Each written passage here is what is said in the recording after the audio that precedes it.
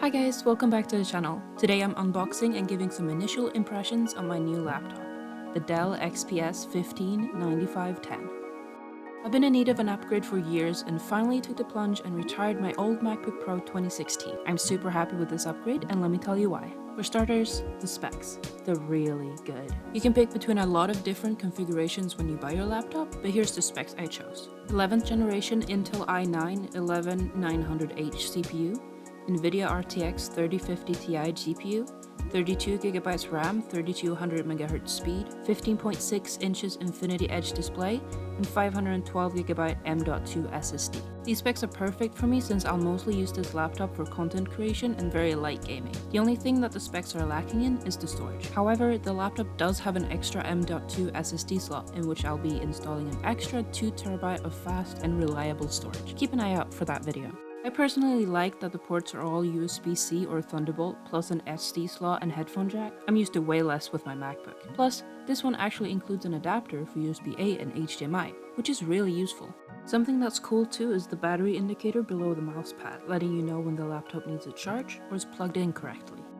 When setting up my laptop, I was happily surprised to see an option to add an additional keyboard in Swedish. Now I can type in both Swedish and English, even though the laptop only has a US keyboard layout. The laptop is also just so beautiful. I love the white clean look paired with the silver details, and let's not forget about the edge-to-edge display with minimal bezels. It outputs 1920 by 1200p, 60Hz with 500 nits brightness. There's also an option to buy this laptop with a 4K OLED display, which I would have loved but was sadly out of my budget. And of course, the only thing I used Microsoft Edge for was to download Google Chrome browser, as you should. The display quality is really good, both when working, watching videos, and playing games. The colors look great, as does the contrast. The keyboard is very pleasant to write on, with big and soft, not too clicky keys. The keys also have a backlight, which makes typing in the dark a lot easier. I'm still getting used to the US keyboard layout though, so I'm a little slower than usual. Here's what the keyboard sounds like.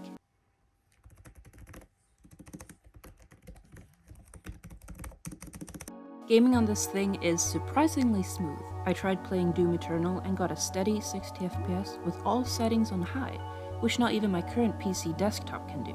I'm curious to see how well it would handle newly released games. It was, however, very hard playing keyboard and mouse, so I swapped over to an Xbox controller instead and had a much better time. To log into the laptop, you have two options, face recognition or a fingerprint scanner. Both work really good, and I like not having to type in my password every time. The built-in speakers are nothing extraordinary, but they sound good for what they are. Cranking the audio up to 100% can sometimes distort it a little, however, but at least they can get pretty loud and sound decent on normal volume. Overall, I'm extremely happy with this laptop, and I'm so happy about it. If you want to get one for yourself or read more about it, check out the link in the description.